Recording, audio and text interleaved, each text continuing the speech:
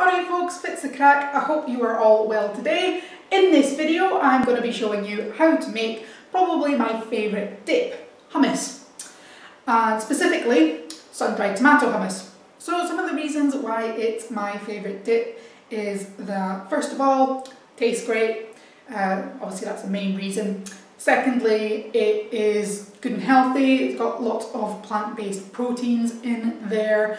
And it tastes great with vegetables, so encourages you to get a few of your 5 a day in. Third reason is that you can experiment quite a lot with the flavours, adding different spices or extra ingredients like the sun-dried tomatoes that I'm going to be adding today. I particularly love sun-dried tomato hummus because the flavour of the sun-dried tomatoes is really punchy, so it comes through in the hummus really well. So that's probably my favourite type of hummus, although I do like a beetroot hummus as well, but it's not quite seasonal at the moment. Anyway, enough of me rambling, let's get cooking. Another great thing about hummus is that it's really easy to make. So essentially you just bung everything into a food processor and let that do the hard work. There is one ingredient which you have to leave towards the end. I'll tell you a little bit more about that when the time comes. But for now we're going to start with a tin of chickpeas. I've already drained these, so I'm just going to shove them from a sieve into the blender. Next I'm going to add a clove of garlic. Now I'm just going to roughly chop this up so that it gets evenly distributed through the hummus.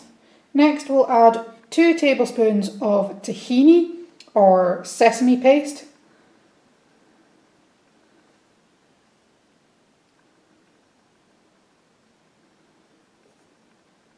The juice of 1 lemon.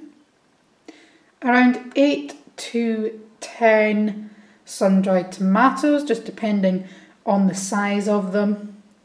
If they're large, 8, if they're small, 10. And a generous pinch of salt. Then stick the lid on and blitz it until you have a paste.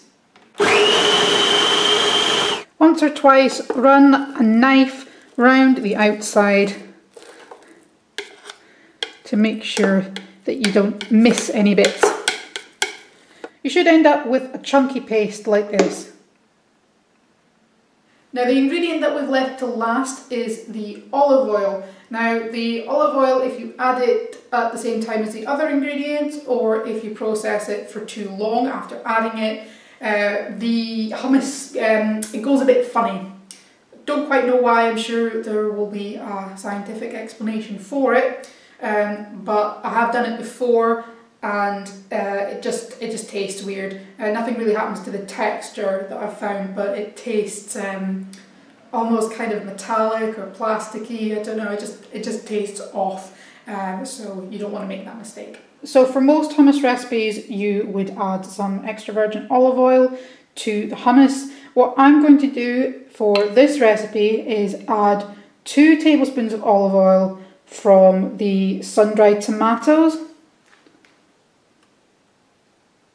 You can do this while the blender is running, but obviously you won't be able to hear me over it if I have it on now. And then another tablespoon of extra virgin olive oil. I just find that the oil from the jar adds a little bit extra flavour to the hummus. Okay, and we can switch that back on for around half a minute to a minute, but no longer than that. So you can serve it up in a little ramekin or a nice presentation dish, and then what I like to do is just get a teaspoon and add a little sort of indent, a little spiral shape.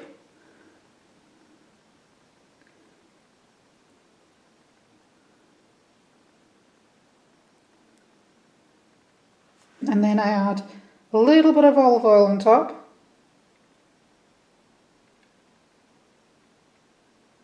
Just a splash. then I just slice a couple of bits of sun-dried tomato and add them on top as a garnish. And it's as simple as that, so it's now ready to enjoy. So as always, thanks so much for watching. If you did like this video, give us a like, give us a comment and subscribe for more content like this in the future. But for now, cheerio, bye.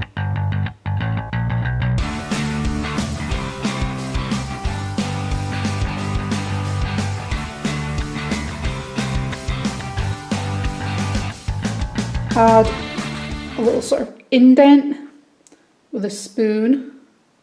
That looks shit.